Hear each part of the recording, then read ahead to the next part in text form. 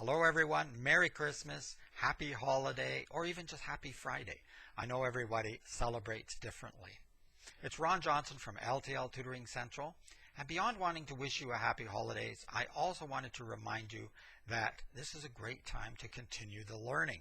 Oh, you knew I had to go there, didn't you? But it really is because we're meeting with friends and family, and maybe even some strangers in there. And it's a good time for some social learning. And for a lot of people, this is not difficult, but for some children and adults as well, that social learning aspect is critical and very difficult. So you need to help your child get out there and interact, mingle with people, learn how to socialize appropriately, and feel more comfortable being around people. Because in today's society, that is really important. It's an important part of learning, and it's often overlooked. There are some people who are academically superior, but they're so inept at dealing in social situations that they can't get a job, they can't keep a job, or they're just not having fun in life because they're missing that social aspect. It's also good for your health, for your mind, for your psychology. So make sure you take advantage of this time of year where there are get-togethers to help children learn how to be social. Beyond that, there are all the games that you can play.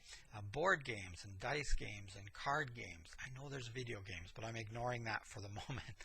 I'm talking about games that you get together with the family or friends, and there's a social aspect to that as well, but there are also math components, sometimes counting, adding, multiplying. In some of the card games or even like Uno, you're looking at patterns, at combinations. You're having to make executive decisions about what play you're going to pursue, which ones maybe you're going to eliminate. So there are lots of learning opportunities with all different kinds of games as well that you can play together.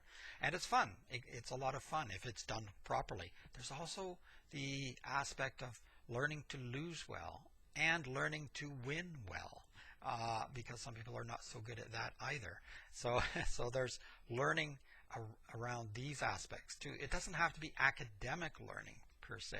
There's lots of activities that we do this time of year and that you can integrate learning, and the child doesn't even know he or she is learning. It just happens. Sports, winter sports, skating, skiing, snowshoeing, these kinds of activities, a lot of people like to do them at this time of year. And doing something physical is great for the mind, learning balance and coordination. And if it's a particular sport, you may be learning new rules or how to do something in a different way than you've done before. So there's some learning there as well. But just the physical aspect of moving is very good for the brain. The brain is part of the body, by the way. It's not separate. And it's very good for your health. And obviously, if you take care of your health, you're also taking care of your brain and your ability to think and reason. So again, sometimes the physical, the sports are a little bit overlooked. Sometimes they're a little bit too important as well, but sometimes they're overlooked, and it's important to have that aspect included in your learning repertoire, shall we say. Of course, you can lean a little more academic and do some reading. Sometimes if you happen to live in a colder area like I do, where there's lots of snow on the ground and some days are quite windy and cold and maybe you don't want to go outside, it's a great time to curl up and read a book or a magazine or a blog or something. And you can read quietly or by yourself, but also, and you can read as a family. You can all be sitting reading a different book if you like and just enjoy that quiet time with other family members. But also, you can read to the children can read to you. Teenagers can be included in this. Teenagers might roll their eyes and huff and puff, but most of them, if you find the right book or the right stories, they'll be quite happy to sit and listen. Or, if you're really lucky, they'll take part and read to you. Some of them really do like to read to someone else. And adults can read to adults as well. Why not? Think of audiobooks. What's the difference? And those listening skills are also important. So sometimes a child appears to be a very good reader, reads silently to himself or herself all the time. And I've seen students that the parents say, oh no, they read all the time. But sometimes they're not comprehending what they're reading. And sometimes they are, so they've got the reading bit down, but they don't have the listening part because they are not accustomed to listening to someone else read or talk at length. And so that's a good practice as well, just listening to someone else read. And it's enjoyable. I really think it is enjoyable for both the reader and the listener. And don't be too critical if they're making mistakes. If they let most of it go, maybe correct occasionally if they're willing to accept that. But for the most part, you'll understand and just let them keep practicing so they don't get nervous. And so there are lots of learning opportunities. Another one is when you're building those toys, putting those toys together, following directions. Yes, I know I'm a bit of a relic. I read directions, but it might be a good idea to teach your children to read directions as well. A lot of people don't read directions anymore. Also, patience. Patience when you're so frustrated trying to put this toy together. I'll let you fill in the blanks there. And maybe it's not a toy. Maybe it's a piece of furniture, a desk or a table or something that comes and needs to be assembled. And the directions can be quite confusing, difficult. Maybe just pictures, no written text to help you along. The pictures don't seem to match some of the objects that you have. Yeah, I've had fun with those, and I'm sure you have too. If not, something for you to look forward to one day.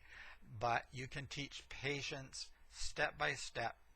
Modeling is very good for children to see how to behave and how, not just, again, academically, but just socially, how to control yourself and how to teach yourself how to learn.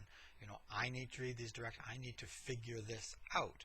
If they're old enough, they can maybe even help. Sometimes they have a different sort of mind that works differently. They might be able to see those pictures in a way that you don't. So you never know. They might be helpful, and they'll feel really good about that if they can see something that you didn't. So there are lots of learning opportunities. Baking and cooking at Christmas time, very important. The food, well, it's important to me anyway. I love the food at Christmas time. And that's a wonderful opportunity. The child could read the recipe to you, or maybe you need to copy it down and they could help copy it out. So there's some writing skills there. You may need to double or triple the recipe because there will be more people at this time of year. So there's some math skills there that they may be able to help you out with, or you may be able to teach them how do you double or triple this recipe. Especially if there's fractions, that might scare some of the adults away as well. But there's lots of help online too. I can help you also if you need it. So there are lots of opportunities. And again, just contributing, having fun together. And of course, with baking and cooking, the motivation is eating the treats at the end. That can be quite a large motivator. And often children really love the taste of food that they had a hand in making. They'll eat things that they'd never touch if you just put it in front of them and you made it. But if they had some part in it, they're much more willing to give it a shot and give it a try. So that can be a real motivating factor to helping out as well. So I'm not sure I've covered everything. I know there's lots and lots of other learning possibilities over the holiday season, but those are a few. I've included more in the blog. Have a look at that. I'll put a link below and a link to the website as well. I want to wish you very happy holidays. I hope you enjoy yourself, play safe, keep learning. Learning is so important, but it's also fun. Once you get involved in it, once you take part in it, once you're engaged in it, once your children are engaged in it, it is actually fun and very, very rewarding. Rewarding within itself, let alone the grade or the potential job in the future. Learning and knowledge is a reward in itself because you put the work in. Just like the baking, you get something out of it. Might not be a treat, but it's a kind of mental treat.